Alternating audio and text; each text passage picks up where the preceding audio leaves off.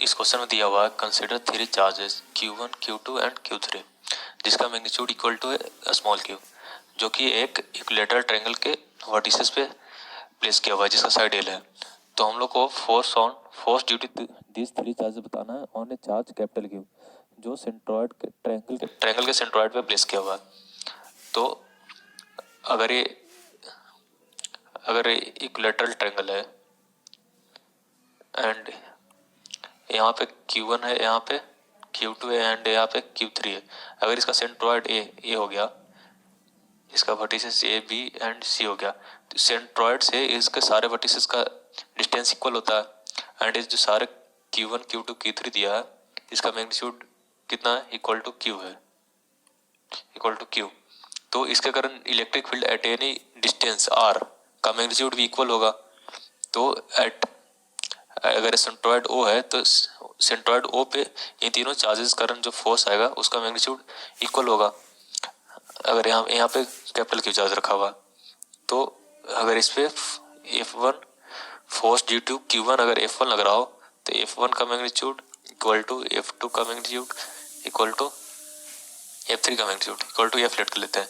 तो सेंट्रॉइड पे फोर्स लगेगा तो किस डायरेक्शन में आएगा, तीनों equally distribute at equal angle पे प्लेस है तीनों वर्टिसेस सेंट्रॉइड से एट 1 डिग्री के सेपरेशन पे, 120 डिग्री सेपरेशन पे। तो यहाँ पे F हो गया, F हो गया, F हो गया, तीनों सिमेट्रिकली तीनों फोर्सेस डिस्ट्रीब्यूटेड हैं। तो जो नेट फोर्स आएगा F नेट इक्वल टू 0 आएगा। F का वैल्यू कितना होगा, सेंट्रॉइड से डिस्टेंस अगर x मान लेते हैं, ये डिस्टेंस AO का distance AO equal to CO equal to VO equal to x। तो फोर्स का वैल्यू कितना होगा, F equal to k q capital Q upon x square. तो F नेट का वैल्यू 0 आएगा अगर वेक्टर के प्रॉपर्टी से देखें तो। अगर हम लोग ऐसे भी कैलकुलेट करें manually by summing this three forces, तो यहाँ पर लेट करते F1 हो गया एंड F2 हो गया, सॉरी F3 एंड F2। तो F1 इक्वल टू क्या होगा, इसको वेक्टर फॉर्म में लिखेंगे तो के Q1 capital Q upon x square, किधर होगा ए वेक्टर की तरफ। F2 इक्वल टू के Q2 कैपिटल Q अपॉन ये तीनों का इक्वल डिस्टेंस पे होगा एक्स स्क्वायर किधर BO वेक्टर एंड F3 हो गया के Q3 capital Q upon x square CO vector. अगर यहाँ पे एक्स एक्सिस हो गया एंड वाई एक्सिस हो गया एंड यहाँ पे तीनों फोर्सेस को प्लेस करते हैं, तो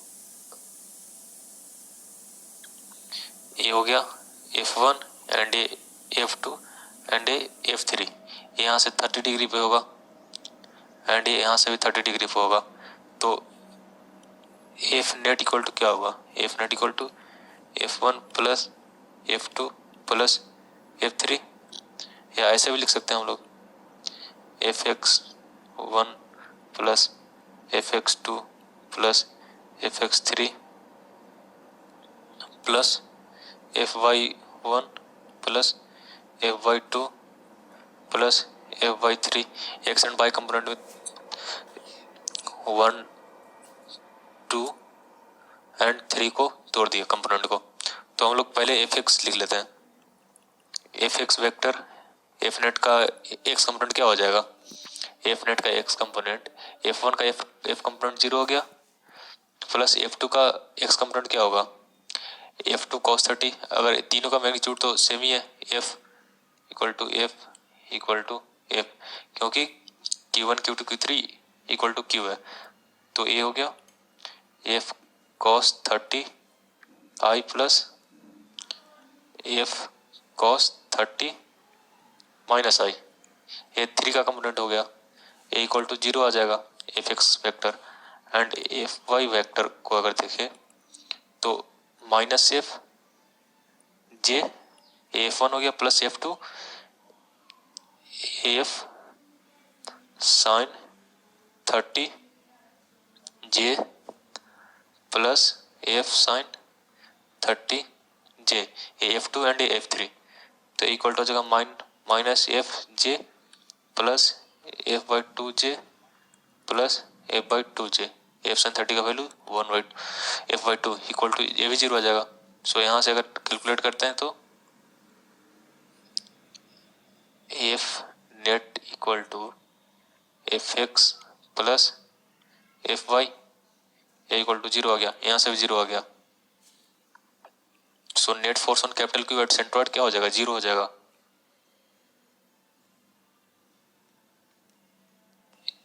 इस क्वेश्चन में हमें दिया है कि 3 चार्जेस हैं Q, QN माइनस Q। इन 3 चार्जेस को एक इक्विलेटरल ट्रायंगल के वर्टाइसिस पे रख दिया और उस ट्रायंगल की लेंथ का साइज दिया हुआ है हमें L, तो लेंथ दे दी हमें। तो हमें ये बताना कि हर चार्ज के ऊपर फोर्स कितना लग रहा है।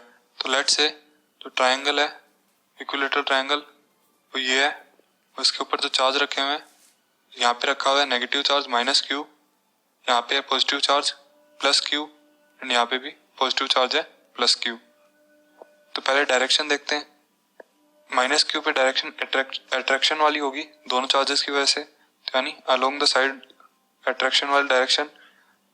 तो जो नेट रिजल्टेंट आएगा वो माइनस Q पे आएगा डाउनवर्ड डायरेक्शन में। तो इसे FA नाम दे देते हैं, इसे FB नाम दे देते हैं। FA और FB दोनों की वैल्यू इक्वल होगी। अब जो पॉइंट ये है जिस पे प्लस Q चार्ज है इसके ऊपर फोर्स लगाते हैं, तो जो पॉजिटिव चार्ज है उसकी वजह से रिपल्शन का फोर्स आएगा, यानी जो पॉजिटिव चार्ज है उससे दूर, और जो नेगेटिव चार्ज है उसकी वजह से अट्रैक्शन का आएगा, यानी अलोंग द साइड। तो यानी इन दोनों के बीच में हमें एंगल पता है 120 डिग्री। तो जो रिजल्टेंट आएगा वो आएगा इस डायरेक्शन में, जो दोनों से 60 डिग्री पे होगा, क्योंकि दोनों का मैग्नीट्यूड सेम है, क्योंकि दोनों के चार्ज का मैग्नीट्यूड सेम है, Q and Q plus sign का डिफरेंस है। और जो ये पॉइंट है यानी दूसरा पॉजिटिव चार्ज, उस पे इसकी तरह सिमिलरली पॉजिटिव चार्ज की वजह से away from the charge and negative charge की वजह से अलोंग द साइड।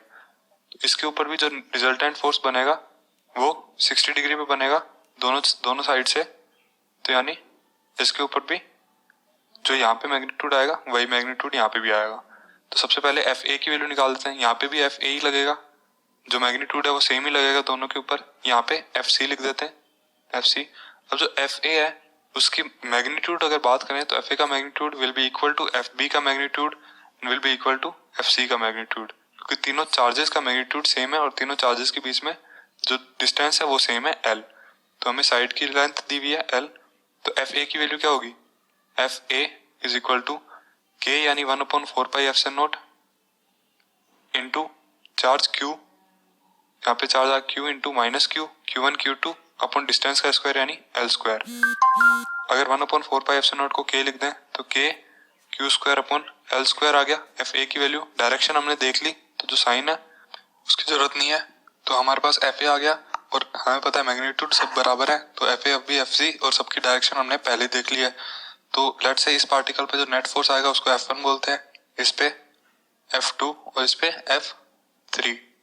तो F1 की वैल्यू क्या होगी, F1 की वैल्यू होगी F1 equals to B angle 30 degree होगा, क्योंकि इक्विलेटरल ट्रायंगल है तो ये एंगल 30 डिग्री हो गया। तो हम F1 की value 2 times FA into cos 30 लिख सकते हैं, क्योंकि FA और FB दोनों सिमेट्रिकल है और दोनों का मैग्नीट्यूड इक्वल है। तो 2 टाइम्स FA की वैल्यू यानी KQ square by L into cos 30 यानी √3/2 which means √3 times KQ square by L। F1 की वैल्यू आ गई। ऐसे ही F2 की वैल्यू निकालते हैं, तो F2 की वैल्यू क्या होगी, F2 इक्वल्स टू F2 को 2 टाइम्स FA को 60 लिख देंगे, क्योंकि FC और FA दोनों का मैग्नीट्यूड बराबर है, दोनों जिसमें हमारा नेट फोर्स आएगा F2 उससे 60 डिग्री एंगल पे है। तो 2 टाइम्स FA को 60 degree which means 2 times KQ square by L into cos 60 यानी 1/2। तो यहाँ से F2 की वैल्यू आती है KQ स्क्वायर बाय L। ऐसे ही अगर F3 निकाले तो F3 और F2 ये दोनों की वैल्यू सेम होगी, क्योंकि FA इनसे 60 डिग्री एंगल पे है, तो सिमेट्री से भी बोल सकते हैं F2 और F3 इक्वल होगा। तो हम F3 की वैल्यू डायरेक्टली लिख सकते हैं KQ स्क्वायर बाय L। तो हमारे पास F1 F2 F3 तीनों जो चार्ज है माइनस Q प्लस Q और प्लस Q, इनके ऊपर हमसे फोर्स पूछे थे, वो तीनों फोर्स हमारे पास आ गए हैं, जो है √3 KQ square by L, KQ square by L और KQ स्क्वायर बाय L।